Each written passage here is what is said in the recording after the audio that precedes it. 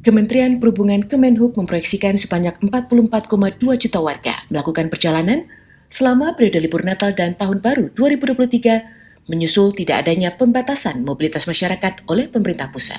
Sehubungan dengan itu, pihak pemerintah mulai dari Kementerian, Kepolisian hingga Satuan Tugas COVID-19 melakukan strategi pergerakan masyarakat guna memastikan kesiapan infrastruktur hingga penerapan protokol kesehatan pencegahan COVID-19 selama libur akhir tahun.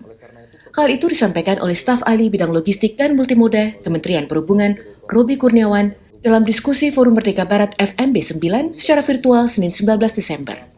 Roby menyebut Kemenhub telah melakukan antisipasi dan menggelar rapat koordinasi bersama sejumlah pemangku kepentingan, mulai dari persiapan sarana dan prasarana jalanan, tol di darat, laut, dan udara, khususnya dalam menyiapkan angkutan pada masa libur.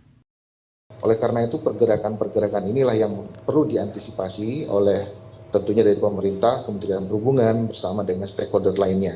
Jadi dalam hal ini memang kita mengharapkan bahwa mudik Natal dan Tahun Baru ini dapat berjalan aman, lancar, nyaman, namun tetap juga mengedepankan aspek kesehatan. Sementara itu, pemerintah bekerjasama dengan pihak kepolisian memastikan kasus COVID-19 telah menurun dan mendorong kesiapan penegakan protokol kesehatan di sejumlah titik seperti mendirikan posko maupun tenda untuk layanan vaksinasi booster atau dosis penguat. Memang beberapa waktu yang lalu sekitar bulan November awal sampai pertengahan terjadi peningkatan, bahkan satu hari bisa di atas 8.000. Tetapi setelah itu menurun.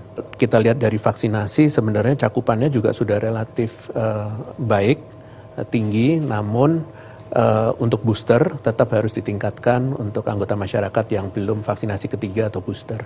Makanya Pak Kakor Lantas menyampaikan bahwa operasi ini bukan hanya mengedepankan aspek keamanan, keselamatan, kelancaran, tapi juga sehatnya. Ya, jadi aspek kesehatan itu tetap ini kan. Sama seperti kegiatan Lebaran tahun lalu juga kita nanti di pos-pos pelayanan itu juga kita akan menyiapkan posko-posko yang kemungkinan disiapkan juga untuk mengadakan vaksin booster bagi yang belum melaksanakan.